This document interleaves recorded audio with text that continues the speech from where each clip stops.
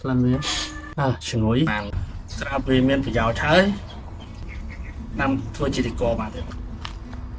សូមស្វាគមន៍ត្រឡប់មកសារជាថ្មីជាមួយនឹង Channel នេះគឺជាវីដេអូភាគទី2នៅក្នុងការរៀបចំសួនឡើងវិញនៅក្នុងថ្ងៃនេះខ្ញុំនឹងធ្វើការបញ្ចប់ការរៀបចំរោងបន្លែរបស់យើង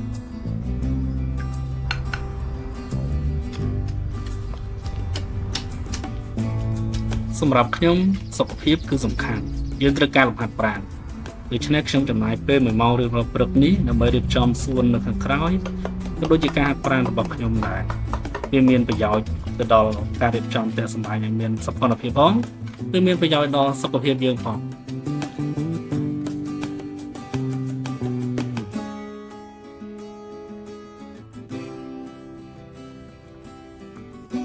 ការរៀបចំបរិស្ថានជុំវិញផ្ទះឲ្យមានរបៀបរៀបរយវាមិនត្រឹមតែផ្ដល់ឲ្យនៅសោភ័ណភាពប៉ុណ្ណោះទេ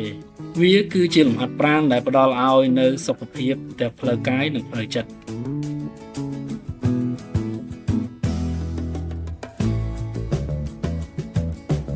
បងប្អូននេះគឺជាបន្លែក្តាប់ដែលយើងអាចយកទៅធ្វើនំលក់បានណាយើងបំបាយកូនវាដាំកុំឲ្យវាដុះសុបទ្រុបពេក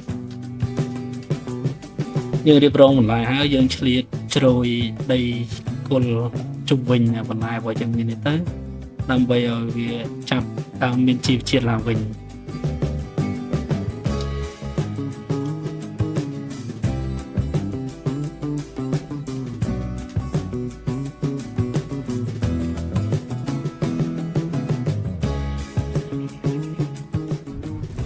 ើងដាំវាទៅថ្ងៃក្រោយយើងទុកប្រើប្រាស់វាបាន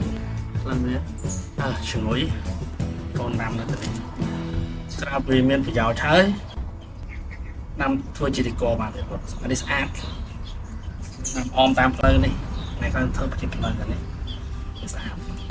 ទឹកដកអត់បើវាមានរឹសមកចឹងនៅស្រុកខ្ញុំអានេះគេហៅថាស្លឹកតើយហើយគេអាចយកវាទៅធ្វើជាទឹកតែដើម្បីពិសាក៏បានគេយកវាទៅច្នៃធ្វើបង្អែមផ្សេងក៏បានហើយវាលូតលាស់ល្អ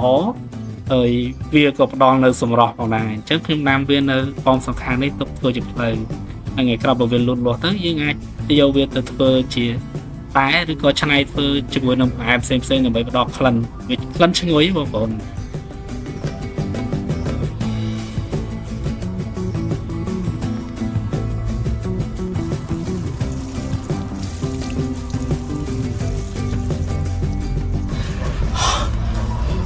ស្រោចទឹកវាបន្តិចឲ្យវាលលាយដីចាប់រឹសអញ្ចឹងសម្រាប់ភាគទី2នេះយើងបានធ្វើរោងបន្លែហើយអញ្ចឹងខ្ញុំកាប់ដី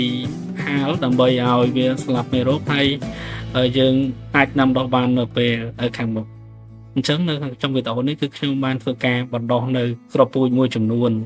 ប្រហែលជាយើងអាចដាំទៅលើដីនេះបានចុងក្រោយអរគុណសម្រាប់ការទស្សនាមកដល់ទីបញ្ចប់នេះហើយក៏សូមឲ្យបងប្អូនជួយចុច like និង subscribe ដើម្បីតាមដានពីការអភិវឌ្ឍរបស់សួនបន្លែនៅក្រៅផ្ទះរបស់ខ្ញុំ